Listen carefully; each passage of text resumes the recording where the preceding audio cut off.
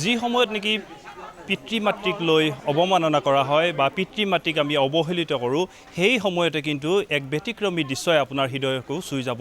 মই বৰ্তমান উপস্থিত আছোঁ দৰং জিলাৰ পিপৰা দোকান স্থিত খাটুৱাপাৰাত আৰু এক পৰিৱেশ দেখুৱাম। আজি নিজৰ মাতৃক আচলতে বিশেষ দিনটোত সকলো ৰাইজৰ লগতে নিজৰ পৰিয়ালটিও উপভোগ কৰিছে জন্মদিন। সেই পৰিৱেশ মই দেখুৱাইছোঁ। এয়া হৈছে খাটুৱাপাৰাৰ দৃশ্য আৰু 7টাকৈ আচলতে পুত্ৰই নিজৰ মাতৃৰ যি জন্মদিন এই উলহ মালহেৰে আজিৰ দিনটো পালন কৰা পৰিলক্ষিত হৈছে। পৰিৱেশ মই দেখুৱাইছোঁ আৰু 7টাকৈ পুত্ৰই আচলতে আজিৰ তাৰিখতো যি মাতৃ স্নেহ সেই মাতৃ স্নেহ আজিও আচলতে এনেধৰণে জীয়াই ৰাখিবলৈ চেষ্টা কৰিছে আৰু এয়াই হয়তো সমাজখনৰ কাৰণে এটি ভাল বাৰ্তা কঢ়িয়াই লৈ আহিব আৰু আমি সেই দৃশ্য দেখুৱাবলৈ চেষ্টা কৰিছোঁ। আৰু পোনপ্ৰথমে আপোনাৰ ওচৰলৈ আহিছোঁ যে কি ক'ব আজি এই যি সময়ত বিভিন্ন ধৰণৰ ঘটনা দেখা যায় কিন্তু আপোনালোকে এক ব্যতিক্ৰমী পৰিৱেশ। হয় হয়, আজি ব্যতিক্ৰমী পৰিৱেশ মই অলপ চিন্তা কৰিলোঁ। আমাৰ প্ৰত্যেক দিনে প্ৰত্যেক মাঘ বিহুত প্ৰত্যেক হেৰিতে আমাৰ ইয়াতে অলপমান খোৱা লোৱা হয়। তাৰপিছত আমাৰ মানে ল'ৰাবিলাক ভতিজাবিলাকে কৈছে যে বাৰ্থডেৰ কাৰণে আমি খানা খাব লাগিব, বোলে হাঁহ লাগিব, মুৰ্গী লাগিব, সিহঁতে আলোচনা কৰিছে। তেতিয়া মই চিন্তা কৰিলোঁ এইটো পৰিৱেশত যায় বাৰ্থডেৰ নামত যদি হাঁহ পাউৰা মাৰি মাৰি খায় এইটো পৰিৱেশ বেয়া হ'ব। সেইকাৰণে মই ভাবিলোঁ কি নহয় আমি এটা আধ্যাত্মিক পৰিৱেশ এটা কৰোঁ। মোৰ মনতে ভাবি পেলাই তেনেকৈ কৈছোঁ। কৈ কিনি মই কৈছোঁ কি যে ভাইটিক ক'লোঁ, মাজু ভাইটো আৰু সৰু ভাইটোক ক'লোঁ বোলে আমি এইবিলাক বাদ দি মোৰ মাৰ জন্মদিন পালোঁ আৰু আই হ'ল কি বুলি কয়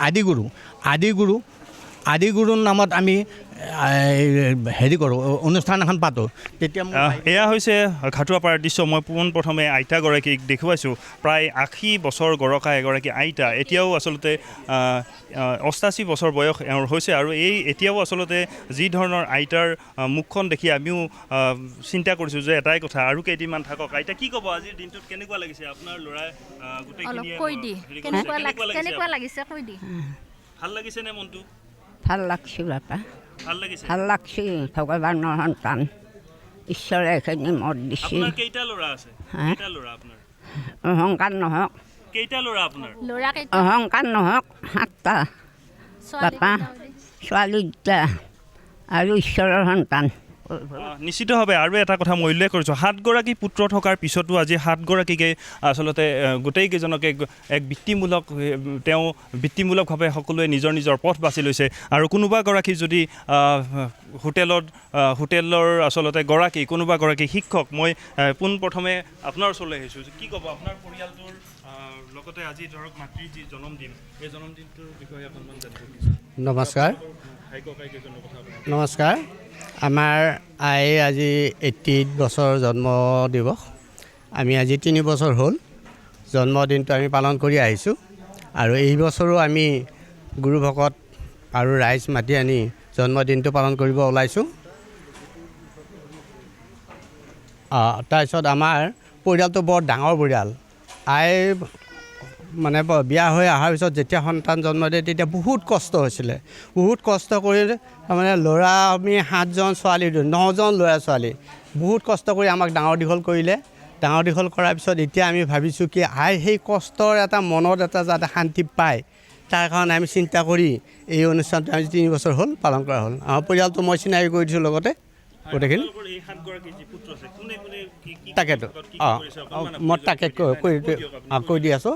আমাৰ বৰডেকা সি তাৰমানে বেছিভাগ হোটেলতে কাম কৰে। তাৰপিছত এতিয়া সি অৱসৰ লৈছে, ঘৰত কাম নকৰে। তাৰপিছত মই শিক্ষক এল পি প্ৰধান শিক্ষক আছিলোঁ। তাৰপিছত মই যোৱা মাৰ্চত অৱসৰ ল'লোঁ। মোৰ তলতে মোৰ সৰু ভাই আমাৰ চমক ডেকা, আপোনালোকে আটাই গম পায় যে শিক্ষক হোটেল, তেওঁ হোটেলখন চলাই আছে। তাৰ তলজনে হ'ল মানে গুৱাহাটীত গাড়ী চলায়। তাৰ তলজনে হ'ল আমাৰ মঙলদৈ কলেজৰ কেণ্টিনখন আজি প্ৰায় 25-26 বছৰ হ'ল চলাই আছে। তাৰ তলৰজনে আমাৰ ইয়াতে চকতে দোকান দিয়ে, চাইকেলৰ দোকান। আৰু একেবাৰে সৰুজনে হ'ল তাৰমানে হোটেলতে আমাৰ চমকৰ লগত থাকে। তাৰপিছত আমাৰ ভনী দুজনী, এজনী আমাৰ বুলু বৰা ওচৰতে। এইবাৰ আকৌ ভাল খবৰ এটা আছে, ল'ৰাটোৱে এইবাৰ চাকৰিও পালে ফৰেষ্টত। আৰু একেবাৰে সৰুটো আমাৰ নাৰেংগীত বিয়া দিছে, ডালিমী ডেকা, তেওঁৰ 2টা ল'ৰা। এতিয়া এই হিচাপে আৰু নাতিনী আমাৰ বহুকেইজন, এতিয়া সেইকেইজনো আছে।